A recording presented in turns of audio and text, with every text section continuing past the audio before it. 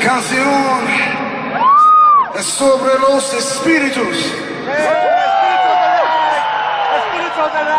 los que han caminado a lo largo de nuestras vidas,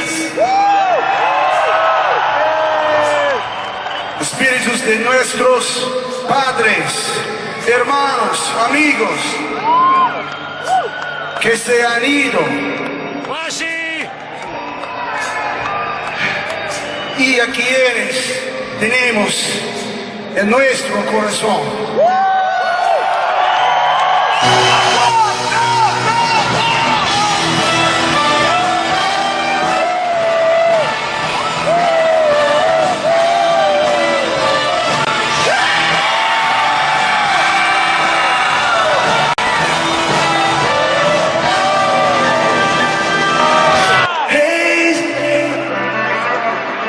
Really hurt. He crawled in the lake and just his sight and shook. Me and Crazy Janie were making love. Singing our birthday song.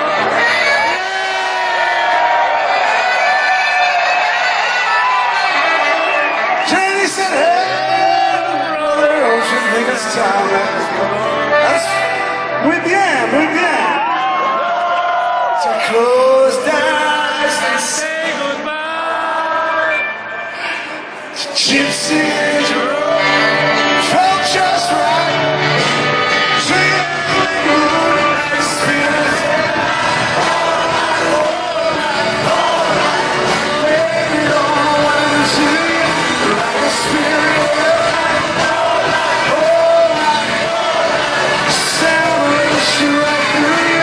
En el último de los campamentos de los 3 días de caminata del camino de Lima, todavía estaba amaneciendo, había llovinado, sí, había lluvia, estaba muy resbaloso, corríamos por nuestras vidas porque sabíamos ya que atrás había habido alud, que estaba todo inestable, la montaña parecía una montaña de arena que se estaba cayendo por todos lados.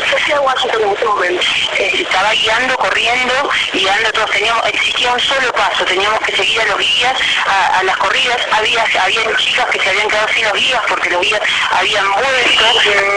Bueno, Washington estaba también guiando junto con mi guía, cuando se escuchó los ruidos, él atinó a empujar, le dijo corre, y empujó a la canadiense, a una chica canadiense, no lo sé, y ahí lo llevó puesto 5 rocas que cayeron, y ahí estábamos con muchísimo miedo, corría y lo vieron a él caer con las mentes, pero fue un segundo, la verdad que fue un segundo, realmente estábamos tan preocupados por nuestras vidas que era correr, nada, no importaba el tiempo, no importaba, era lo más rápido que se pudiera. They come for adventure, relaxation, and some fun in the sun. Silence, say whiskey! Whiskey! But what happens when the great vacation becomes the great escape? And it was like he was biting through butter. It just gone. He just got hit in the head and he just went over the cliff, right in front of my face. Tonight, on the Fifth Estate, The Trouble with Paradise, 3 stories of holiday hell. Good evening, I'm Diana Swain. Every year, millions of Canadians pack their bags and head off on a holiday, hoping that careful planning, travel insurance, and a Canadian passport will help keep them safe. But all too often, they soon discover that once you're away from home, you're on your own in the event of accident, illness, or unexpected trouble abroad. I'm Bob McEwen. They call Machu Picchu the lost city of the Incas, its name synonymous with South America's remote Andes Mountains and the mystique of an ancient culture. If we had the 7 wonders of adventure travel, it would probably be number 1. But for 2 daring travelers from Western Canada, their trek to Machu Picchu would be less wonder than nightmare. Here's the cliff, and then you got your trail on the edge, and then there's just boulders coming down the side of the mountain. We heard him yell, "Run!" And then when we turned around, he was gone. He just got hit in the head and he just went over the cliff, right in front of my face.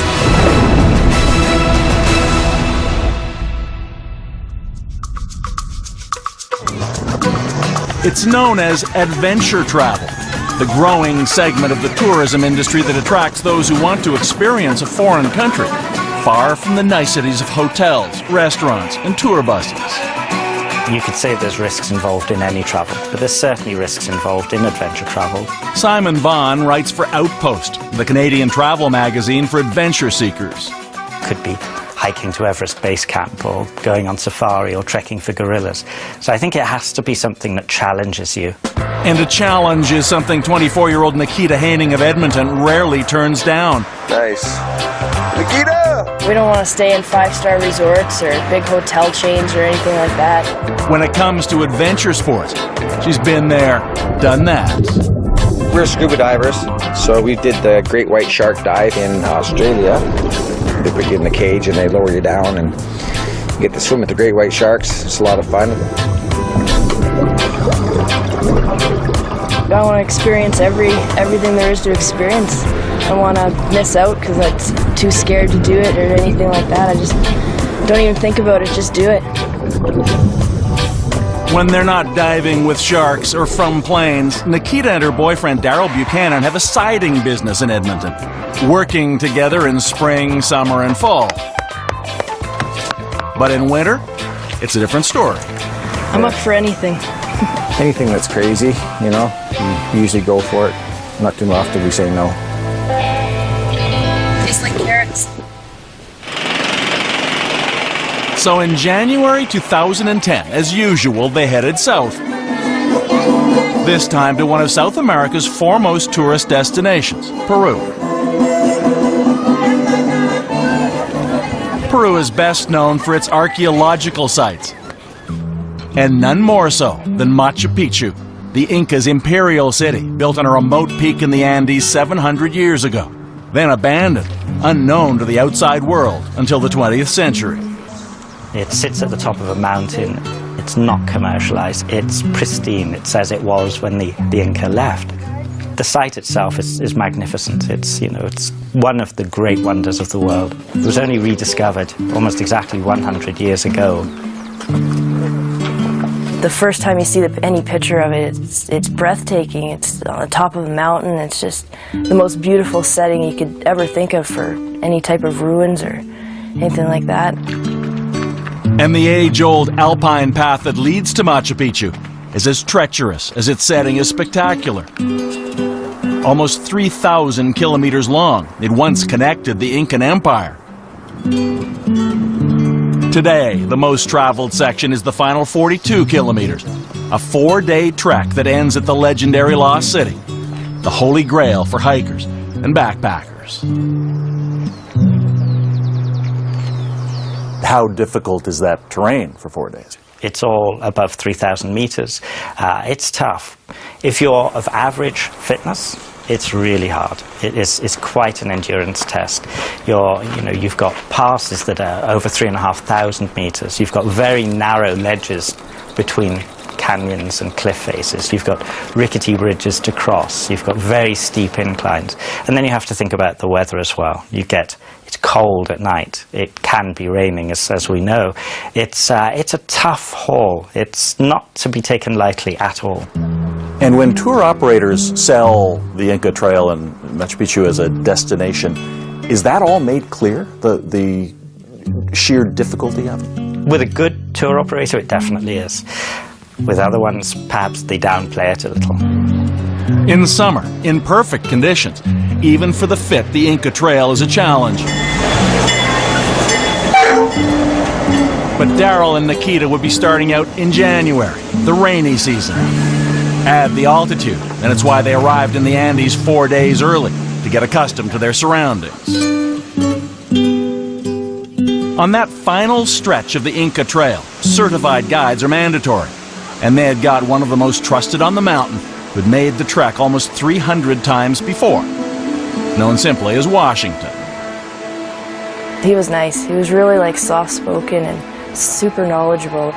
You could ask him about any plant or rock formations, names of the mountains, everything. He knew it all.